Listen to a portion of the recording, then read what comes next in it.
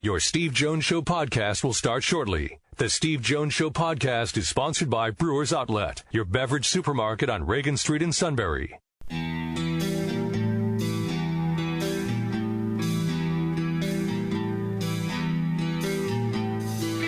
Sports talk where your voice counts. This is the Steve Jones Show on News Radio 1070 WKOK. Now from the Sunbury Motors Studio, here's Steve Jones. Happy Brewers Outlet Day, everybody. Great to have you with us. The King will join us today, but I only say that to remind Matt. Hey, I'm ready to go. Really? Oh, yeah. Got our picks all set. I have my picks ready. Wow. Who did what last week? Well, we'll have to tell us to the King a little bit later, but I am now in first place at 8-6. You are 7-7. King is 6-8. King actually has made a comeback. He did. King and I were 4-3 last week. There you go. And you were 3-4. Wow, I have no idea who I picked. All right, so really, I don't. I have no idea who I picked. You missed. We both missed Indy. He had Minnesota. He got Marshall in the App State game. We both had App State. Mm-hmm. And then we all lost on New Orleans. And then I had Miami over Louisville. You guys had Louisville. Oh, yeah, that's right. I think I said something about Scott Satterfield's a better coach than Manny Diaz, Yes. which he is.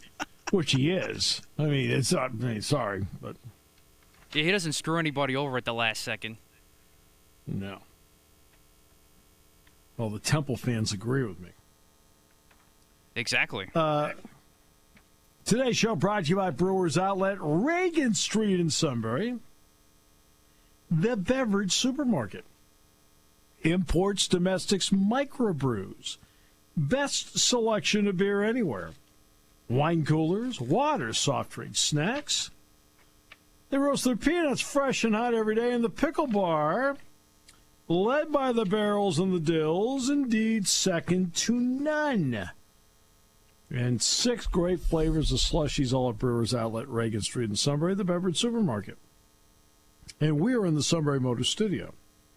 Sunbury Motors, 4th Street in Sunbury. Sunbury Motors, Key Routes 11 and 15 in Hummel's Wharf, and online at sunburymotors.com. Happy Friday to each and every one of you. 3 more empty weekends, and then we can get, after this, 3 more empty weekends before we get to FitBath. Big Ten FitBath. As we pointed out to you yesterday that the Pac-12 yesterday was going to vote, and did, on a season, and it's going to be a 7-gamer. But they're going to start November 6th. There's also one other part of that decision that went under the radar. Matt obviously playing Minecraft. Starting to worry me a little bit. You've been hanging around you-know-who just enough. Just enough to, where I think most people would be concerned. But what went under the radar is that the Pac-12, which said it was doing nothing. We're not doing anything until January 1st. Nothing. Not only are they going to play football starting November 6th, which is a Friday night, but they're going to play basketball starting November 25th like everybody else. So we thought we'd mention that as well. All right. So that's what they're doing. The Mountain West joined the fray when they announced that they would have an 8-game season starting the same weekend as the Big Ten, October 24th. Now, the one group we're waiting on right now would be the Mid-American Conference. And we're waiting on them because it looks like they're going to vote on the possibility of a 6-game season. As of right now, without the Mid-American Conference, 115 of the 130 FBS teams would be playing. So if the MAC joins in with a 6-game schedule, and it looks like 6 is going to be their number,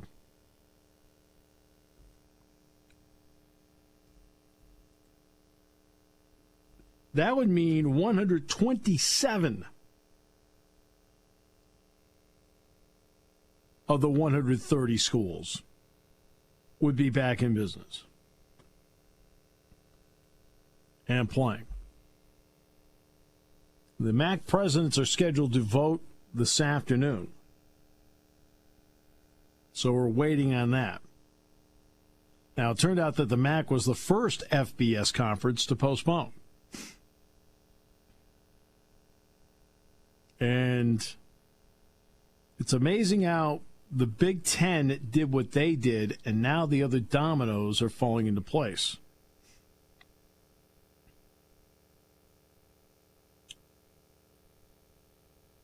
If they were to play 6 games, I would expect them to do what they normally do at this time of the year. To be honest with you, play Tuesday and Wednesday.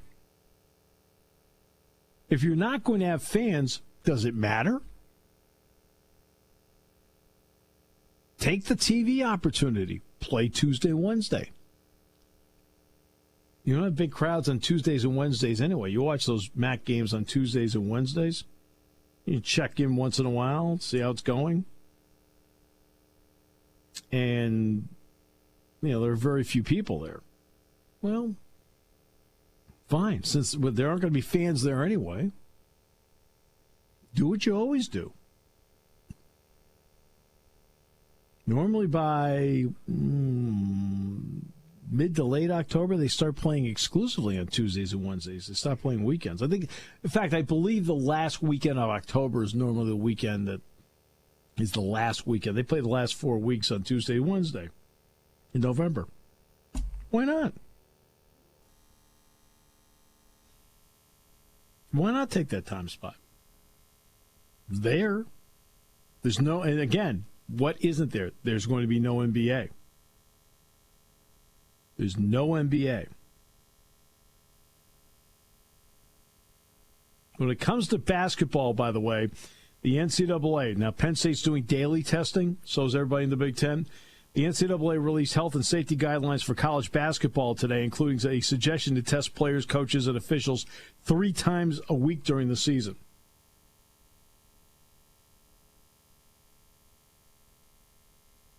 Basketball is classified as a high-contact risk sport unless you play defense like they do in the Pac-12. Just kidding. It's a joke.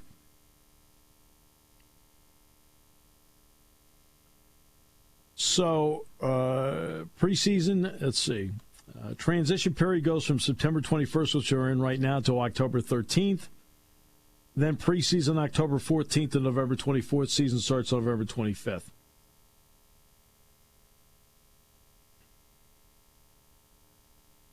When a Tier 1 individual tests positive, it's suggested that all other Tier 1 individuals quarantine as soon as the results are known for a period of 14 days. Contact tracing beginning immediately to determine who was subject to high-risk exposure.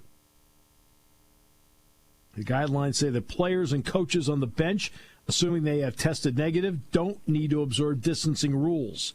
However, they suggest that Tier 2 individuals and scorekeepers observe distancing, masking rules, and or move to the other side of the court. Okay.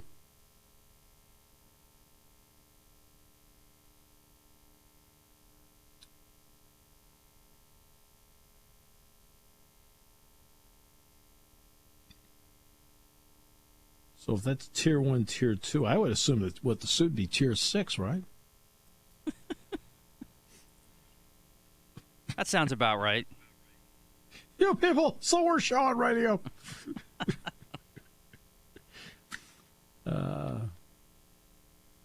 Let's see. And the NCAA is mulling over the Oversight Committee. The Oversight Committee yesterday recommended that any FBS team playing football this season is eligible for a bowl game.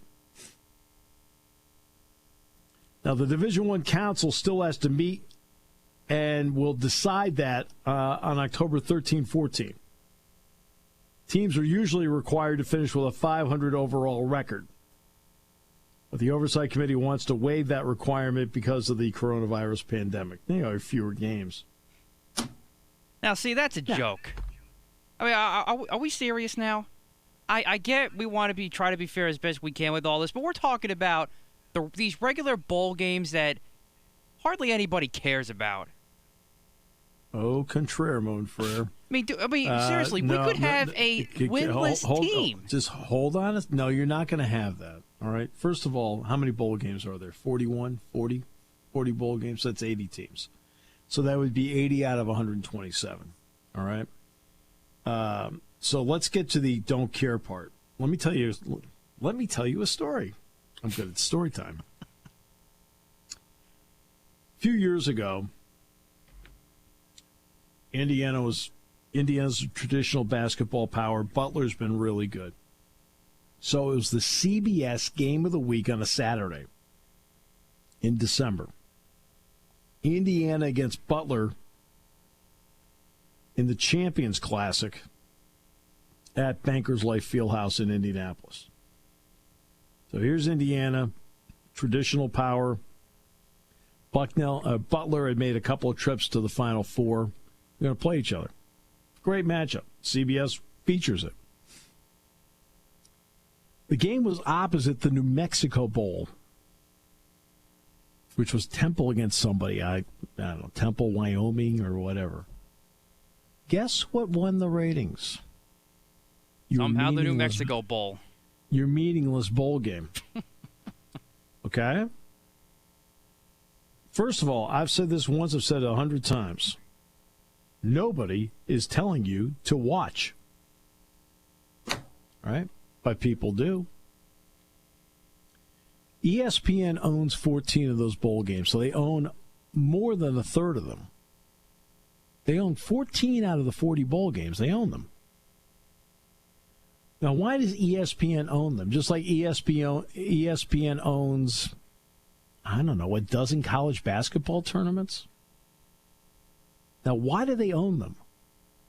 It's simple. They are a broadcast network, and what's the key to broadcast TV sports? Events, games. That's why they do it. They own it because it's programming. It's brilliant. It's brilliant on their part.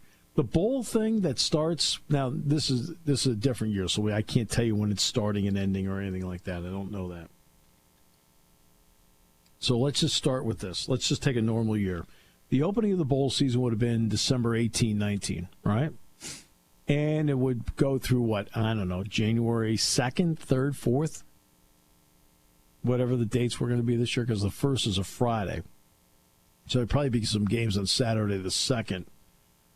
Couple here and there. Maybe one would extend to Monday the 4th, whatever. But in that 2-week span, 16 days, they air almost all of these bowl games. I know the Sun Bowl's on CBS. There's CBS Sportsnet has the Arizona Bowl. Fox has a couple of them now. All right, but of the 40, I think ESPN's got 35 of them. 35 or 36. And guess what it is? They stagger them out overnights. They have a bowl game every night. And no, are they the biggest ones? No. But guess what? People watch. Maybe not enjoy. There's nobody in the stands. But people do watch. They've got the ratings to show it. Do you realize that only one bowl game last year, had fewer than 1 million viewers?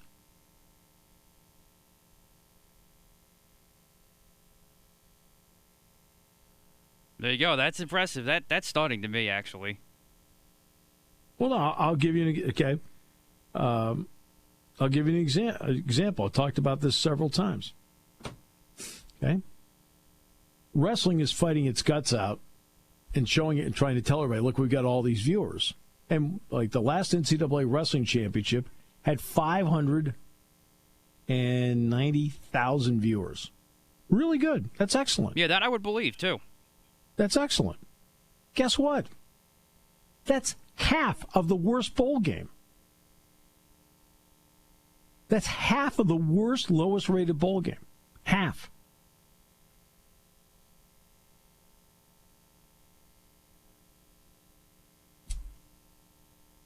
What does that tell you? And the wrestling championship is in the second week of March. All right, so there aren't a lot of out and about people at that point. Now, obviously, there are more people that are indoors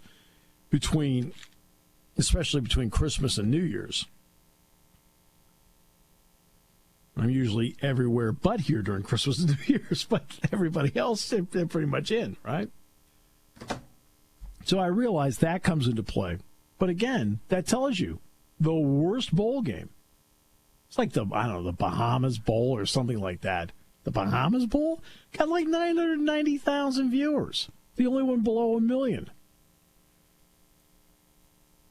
I mean, that gives you some perspective. And just like I said, mentioned in the NIT, when Penn State was in the NIT 2 years ago, their semifinal game against Mississippi State had 920,000 viewers in the semifinal.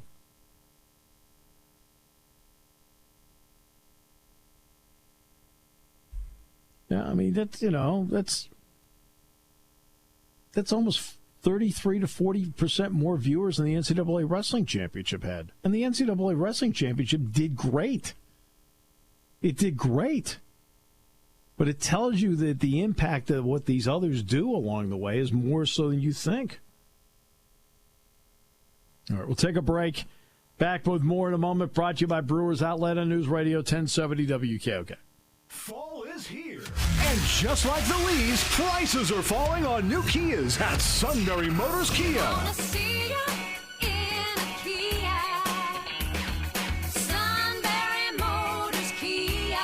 Now is the best time to get into Sunbury Motors Kia. While others don't have what you're looking for, SMC comes through. 2020 Kia Sorentos are up to $6,475 off. Save over $4,000 on 2020 Kia Sportages and drive away in a 2020 Kia Soul for as low as $17,990. When you stop by, all prices are clearly marked with rebates and discounts. See the sticker and know the savings. Remember, every new Kia comes with a 10-year, 100,000-mile powertrain warranty. Celebrate fall in a new Kia from Sunbury Motors Kia on the Strip in Hummel's Wharf. Savings include all applicable discounts and rebates through KMF, including Sunbury Motors Kia discounts. Warranty is limited powertrain warranty. For details, see dealer or go to kia.com.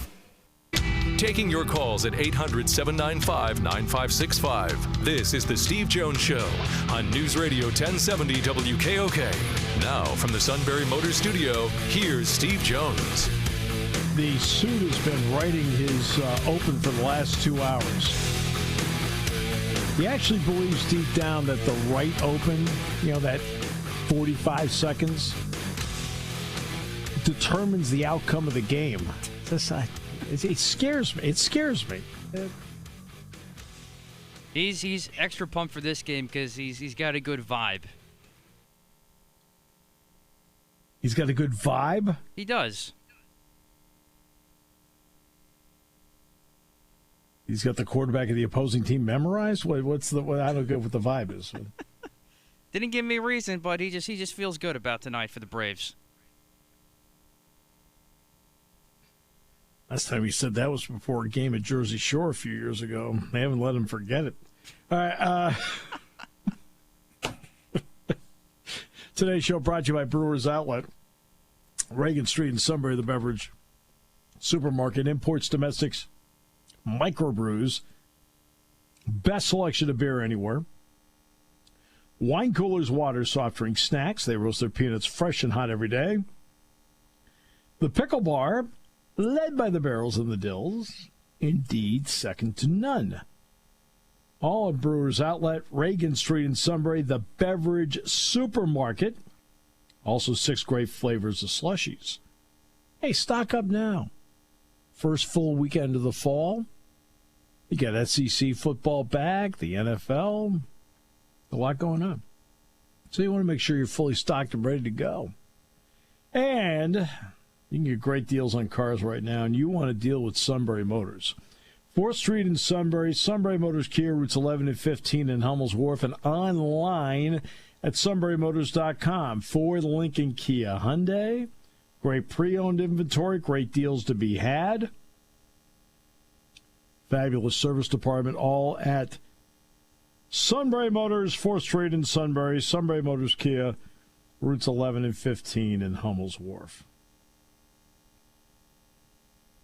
So the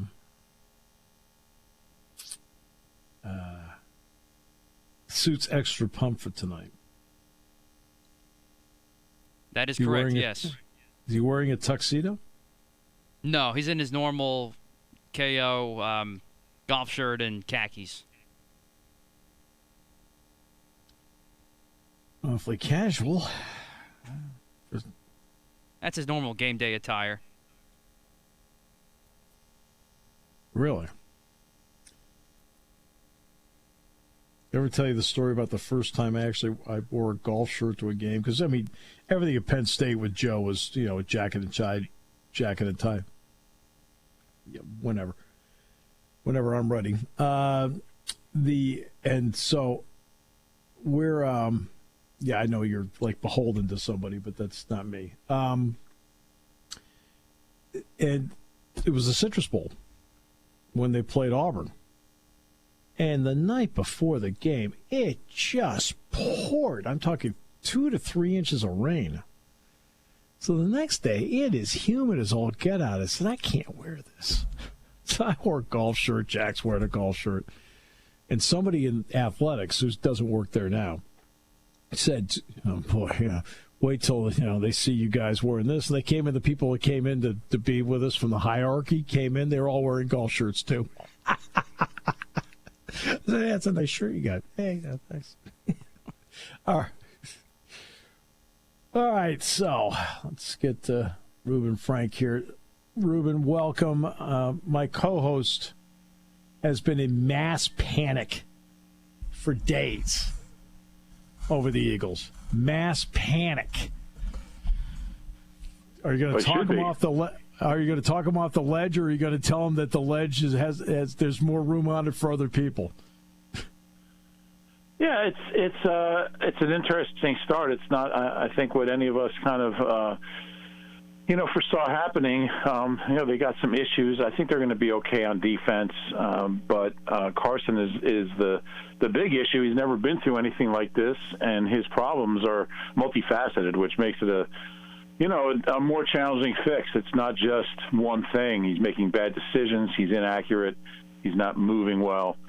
So this team goes as Carson goes, and they can't be a great team unless he's great. They're not built that way. They don't have a lot of, superstars. So it's a concern. I think one thing about the Doug Peterson era, the 5 years, the 4+ years he's been here, is that, they've laughed at adversity every time, whether it's injuries in the Super Bowl season, losing Carson that year, or the injuries the last couple of years, a 5-game losing streak one year. They've always kind of come out the other side, and I think that's what Doug is best at, is kind of, navigating the team through those challenges. And this one's as big as any of them, because right now they're just not a good team. And part of that is with injuries, in part. Their offensive line has been a jumbled mess. What has that done to Carson Wentz's decision-making? Does he have to make quicker decisions because that line is so leaky? No, I thought the line played really well on Sunday in the Rams game. That wasn't the problem. And even in the first game, in the Washington game, gave up 8 sacks, but I would say, 3 and maybe 4 of them were just Carson holding the ball too long.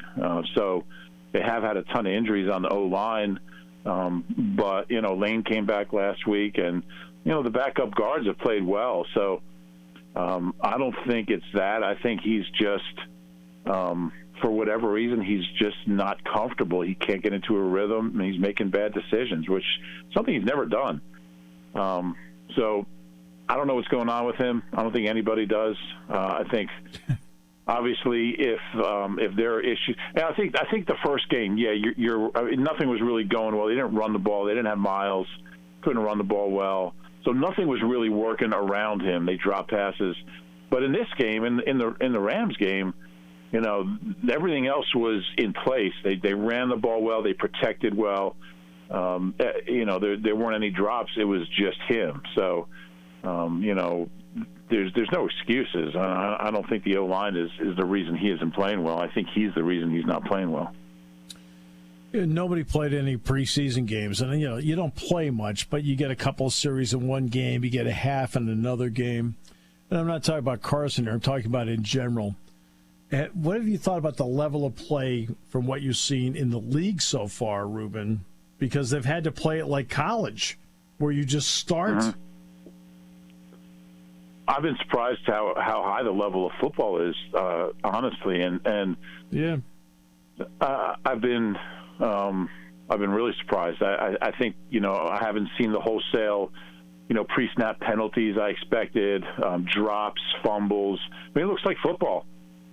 Gosh, when you can watch a Browns-Bengals game and be entertained, or I mean, that game was like, I'm sitting there thinking, man, this is football. This doesn't look any different to me. And Doug Peterson used that as an excuse for Carson's play, and it's like, wait a minute, nobody else had preseason games or OTAs, right.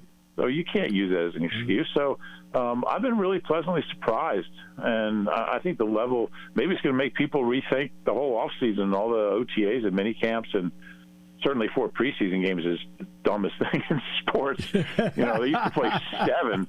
They used to play back in the 50s and 60s. They played 7 preseason games, I know. and then 14 regular season games or 12. But I think 2 preseason games, even 1 is plenty. Get some joint practices with somebody and go play football. So cut down on injuries too. But I mean, that's the one difference, I guess, has been the injuries have been really, really alarming, and I think a lot of that probably has to do with conditioning and the lack of supervised conditioning over the off season. It's been really sad to see. You see Saquon go down, and some of these guys who are just the best players in the league, Bosa. And it's been a shame. But as far as the level of play, I've been surprised. Yeah, no, I have too, Reuben. I think they've actually come out of the gate, and I think you made a really great point. Relatively few penalties. That's the part of the game. Fans do not enjoy the number of whistles in a game at all. It just stops the game. And I'll give you a good example. Browns-Bengals game. It is obvious that Green on the first Bengals series is out of bounds. And then after about 45 seconds, they announce, we're going to take a look at it. We already know he's out of bounds. Come on, let's go. Move it. Make it move. Well, last night, I mean, that ridiculous ejection because the guy was moving, the ref's arm is like in his helmet. Yes. And he just moves his arm away. He doesn't know who it is. He doesn't know a guy from the other team or a teammate. He just moves the guy's arm and they kick him out of the game. Are you kidding me? Yeah, these. Even Mike Pereira said something about that. Yeah. The best sporting event I ever saw was a Baltimore Skipjacks AHL game at the old Baltimore Civic Center. I forget who they were playing, but it was a great hockey game, and there wasn't one penalty called. I was like, this has got to be the first time in the history of hockey in the history of anything that there's no penalty. So, if something's egregious, you call it, but it is a little out of control, especially pass interference. I mean, come on. But we're going off the rails here, but I agree. By the way, that arena has a little special for me personally. It was 1982, and it was the opening game, Penn State, Maryland. I did Lenny Bias's first game. So, So I'm glad you brought that up because it reminded me of that. All right, so this week, Cincinnati. I still have my Baltimore Skipjacks hoodie that I bought that night, actually. All right. Still fit? Yeah. I still have the jersey. There you go. That's great. One thing I said about watching Cincinnati last week against Cleveland, I said, you know what? I look at Joe Burrow, and you know what he does? For the first time in a while, he gives Cincinnati a fighting chance. So what do you think of Cincinnati? Yeah, I think that when they surround him with a good supporting cast, he's going to be trouble. I really like his game. I like his poise.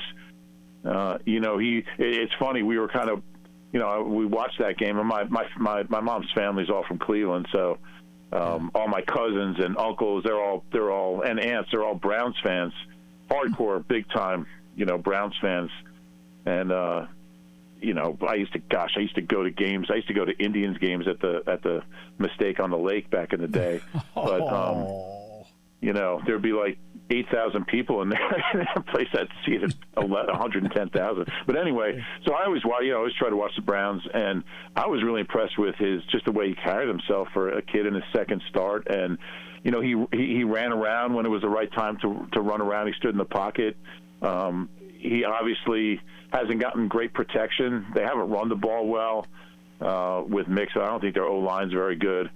So they're not a great team, but he's going to be trouble for this league. And that's something that kind of he kind of looked like Carson used to, just the way he was using his legs, not necessarily to gain yards, but to get out of trouble and just kind of have a moving pocket and throw on the run.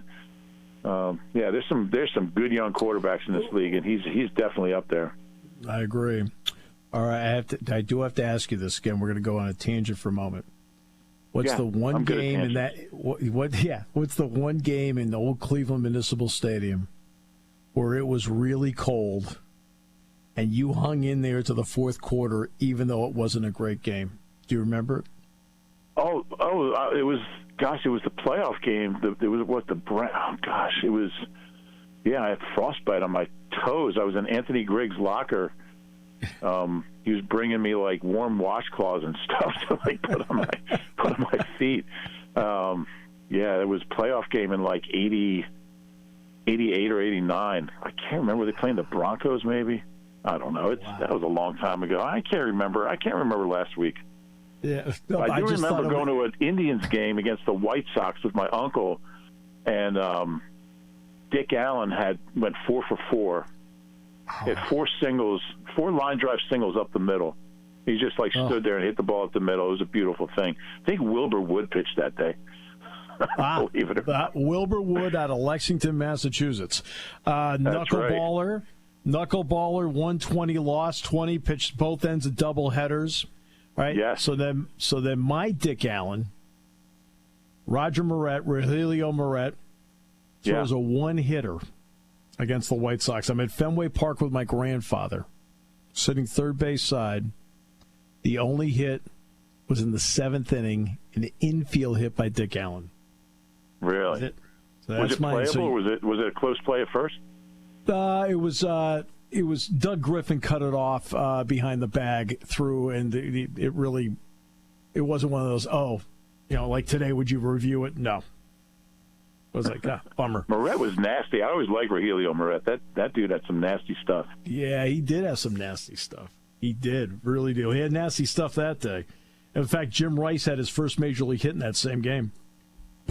Okay. Good stuff. So, see, good stuff. See, we're having fun here. Now, one last part, Reuben, and that's this. All right, the Eagles win Sunday if Carson doesn't make mental mistakes, they win the game.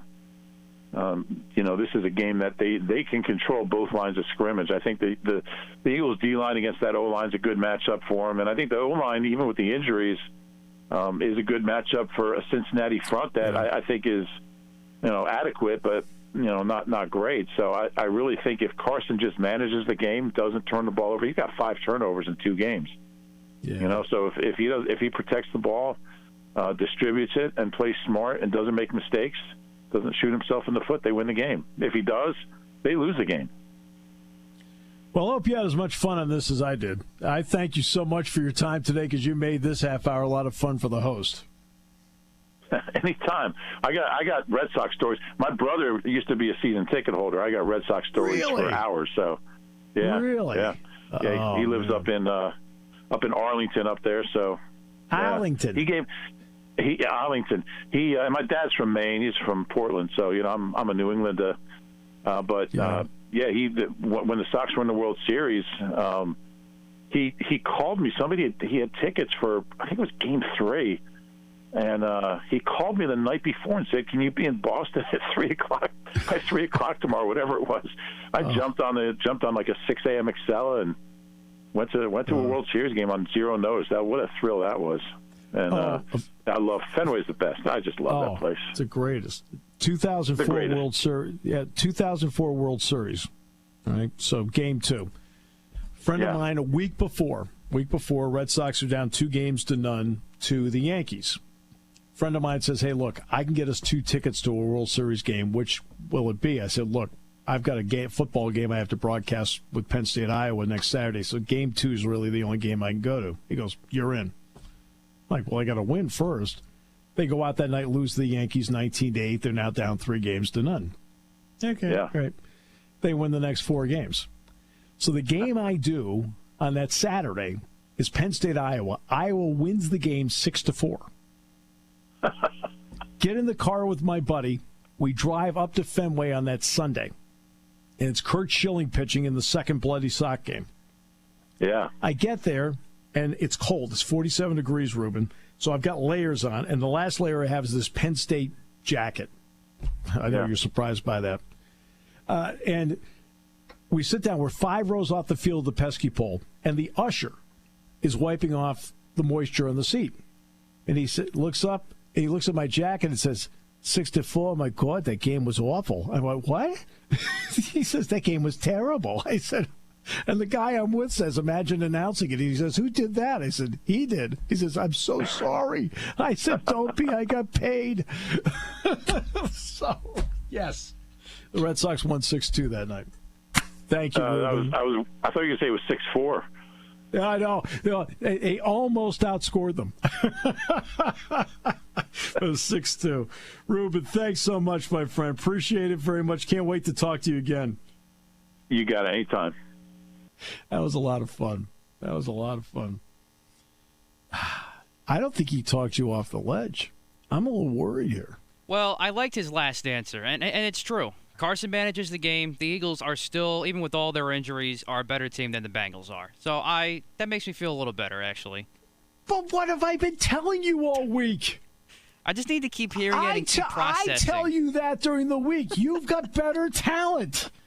Okay? Look at the team pictures. Now, however, they haven't played like they've had more talent, but that's a different topic. The Bengals are not undefeated. This is the worst of probably who they're going to play this year, but just. I do feel. Bottom line is, though, I feel better. There are some people that listen to this. Get $200 an hour. I'm doing this for nothing. All right. Just trying to talk you off. Feel like every day's a therapy session. Back with more in a moment here on News Radio 1070 WKOK, brought to you by Brewers Outlet. Party time, game time, or just fun time. Doesn't matter what time it is, because it's Brewers Outlet time. The beverage supermarket has the area's largest beer selection. Imports, microbrews, ciders, and domestics. Pick from over 100 ice-cold 12-packs and dozens of 24-ounce singles. Soda, snacks, hot sauces, fresh roasted peanuts. Make it one-stop party shopping, and don't forget the pickle bar. So whatever you're celebrating or just doing it up, Brewers Outlet, Reagan Street, Sunbury wants to see you. And thank you for your years of patronage.